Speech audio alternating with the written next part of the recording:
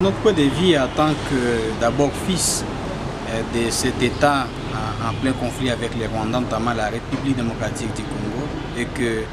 nous fustigeons d'une part la complicité de la communauté internationale par rapport à cette crise qui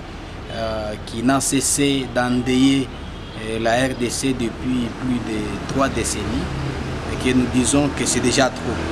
Alors, il s'avère que depuis tout le temps qu'on était en conflit avec cet État voisin, les Rwandais, la communauté internationale avait toujours fait le profil bas et aujourd'hui les preuves sont tangibles et qui prouvent réellement que les Rwandais agressent la République démocratique du Congo. Ce qui fait que l'intervention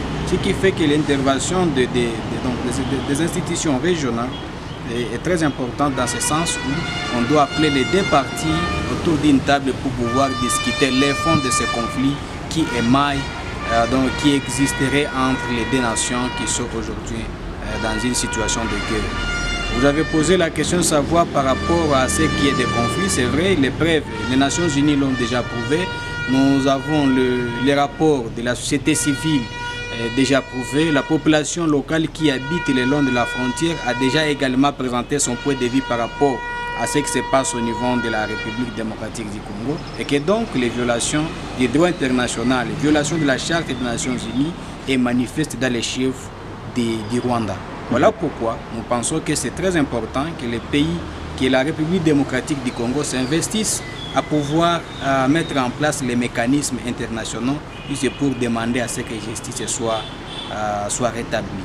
La question des conflits régionaux, comme vous l'avez également souhaité par rapport à l'agression du Rwanda par la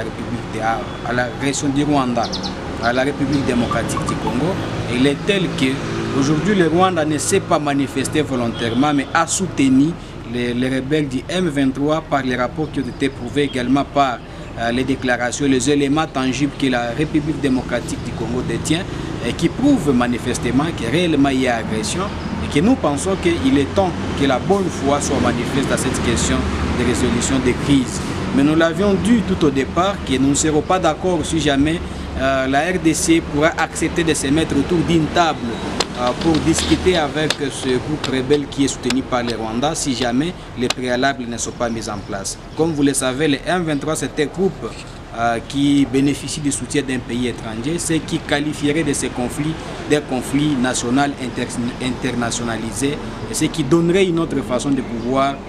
amener tous les groupes armés de la République. Mais étant que les conditions sont manifestes par rapport aux accords déjà signés au niveau de Nairobi avec tous les groupes armés, nous pensons que la seule solution, comme le gouvernement l'a publié dans son communiqué, c'est que le M23 doit se retirer de tout le terrain, les territoires congolais et rester dans les dernières